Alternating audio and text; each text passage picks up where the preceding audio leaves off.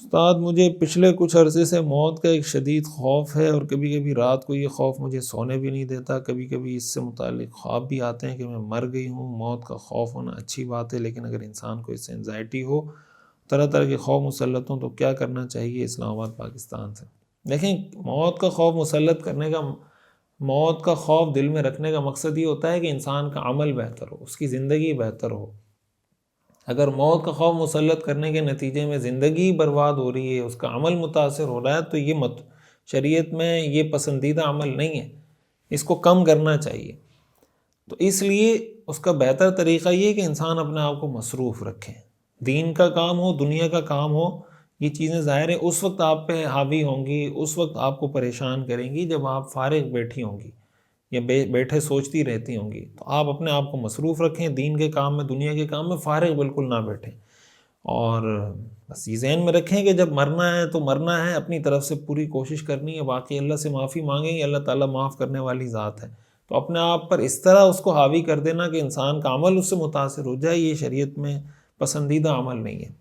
تو طریقہ اس کا یہی کہ اپنے آپ کو مصروف رکھیں۔ جب آپ مصروف رہیں گی تو ذہن آپ کا ان کاموں میں لگا رہے گا، اس طرف آپ کا ذہن زیادہ ڈائیورٹ نہیں ہوگا، آہستہ آہستہ یہ چیز خود کم ہونا شروع ہو جائے گی۔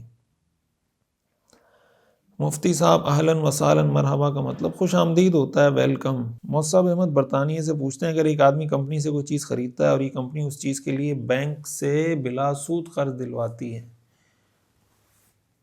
بینک والے ماہوار قسطوں میں اکاؤنٹ سے رقم لے لیتے ہیں، پوچھنا یہ کہ زکوٰۃ کے حساب کے لیے جو بقایا قرض کی رقم بینک کو ادا کرنی ہے قسطوں پر 2 سال میں، وہ رقم اپنے قابل زکوٰۃ اموال سے کم کر سکتے ہیں یا نہیں؟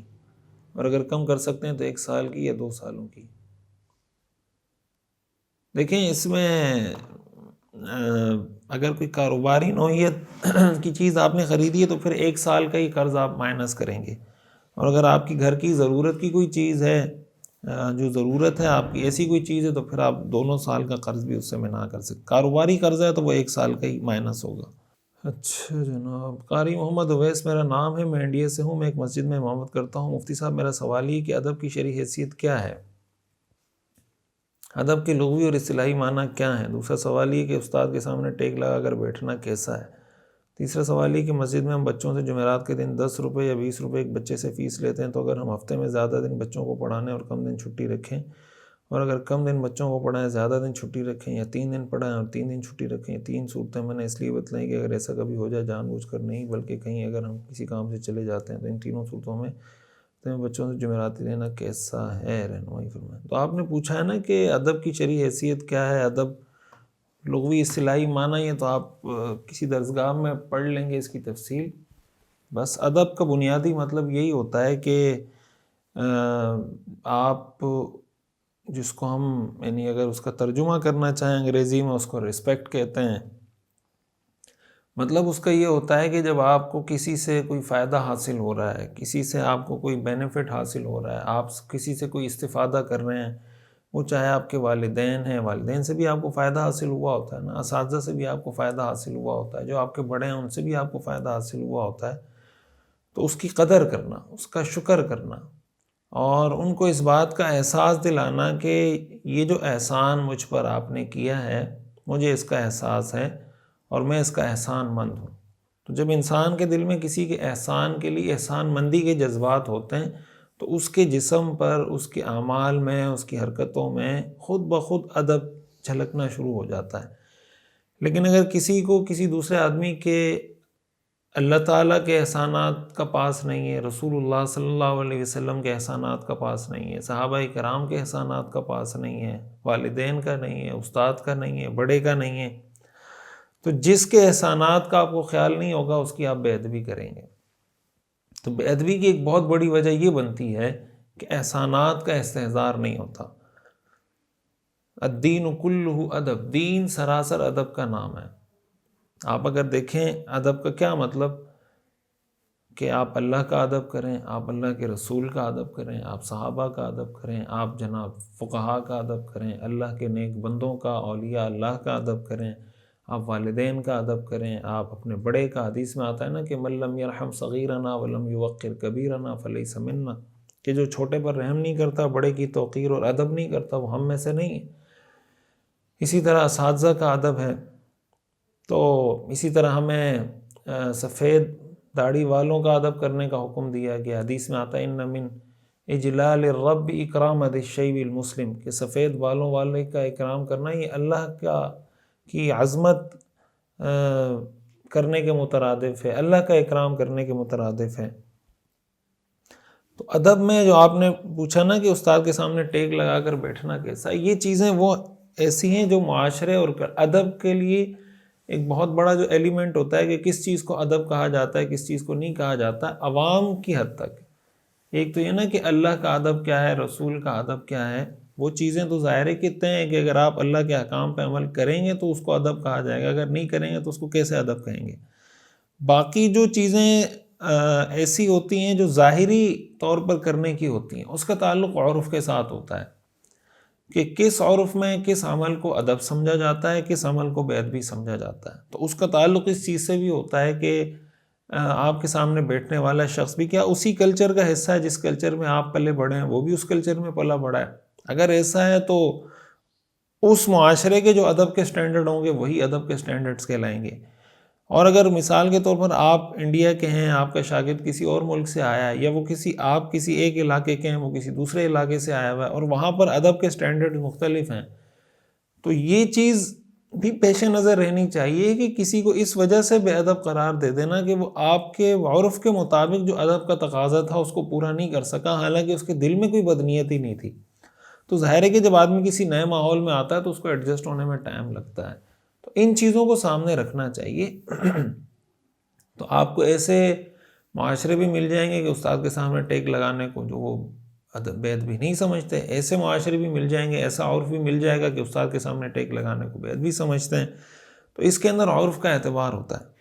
باقی یہ جو آپ نے فیس کے بارے میں پوچھا ہے، تو فیس جب آپ ان سے لے رہے ہیں کہ بھئی یہ آپ کی فیس ہے، ہفتے کی، یہ مہینے کی، جو بھی آپ فیس لے رہے ہیں، تو باقی آپ چھٹی دیں، کم کریں، زیادہ کریں، اس سے کوئی فرق نہیں پڑتا۔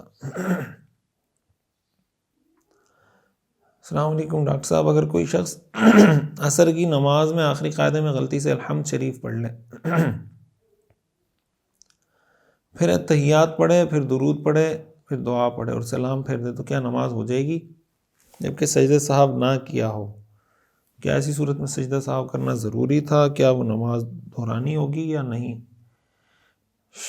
احقر عبداللہ، شہر علی گڑھ، انڈیا سے۔ وہ نماز دہرانی ہوگی اگر اتحیات کی جگہ سورہ فاتحہ پڑھ لی، بعد میں اتحیات پڑھی، تو نماز یا تو سجدہ سہو لازم تھا، سجدہ سہو نہیں کیا تو نماز دہرانی ہوگی۔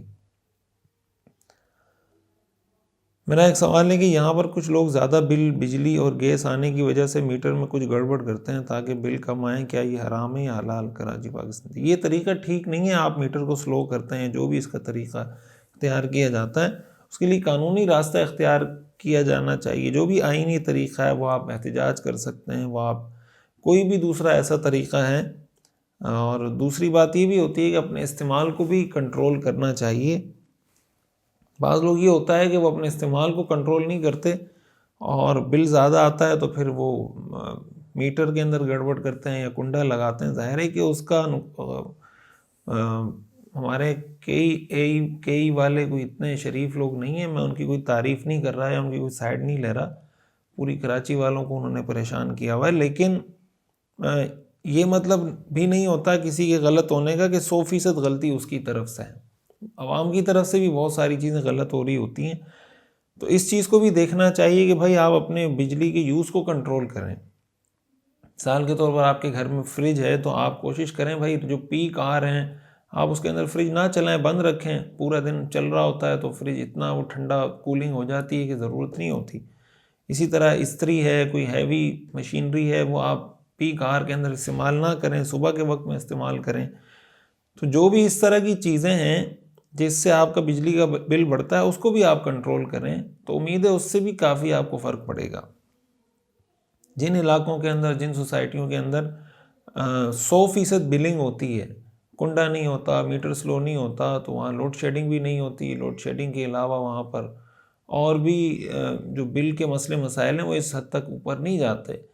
لیکن جس علاقے میں کنڈا لگتا ہے، میٹر سلو ہوتا ہے، پھر ظاہر ہے ایک آدمی کرتا ہے تو دوسرا کرتا ہے، دوسرا کرتا ہے تو تیسرا کرتا ہے، اور اس سے پورا جو ظاہر ہے کئی والے تو اپنی وصولی کریں گے آپ سے، وہ جتنی بجلی استعمال ہو رہی ہے وہ آپ سے کریں، اس سے کریں، تو جو کنڈا لگا رہا ہے، جو میٹر سلو کر رہا ہے، وہ اینڈ میں آپ کو 2-3 لاکھ کا بل بھیج کے وہ کور کر لیں گے جو آپ نے ایک سال میں بچایا ہوگا۔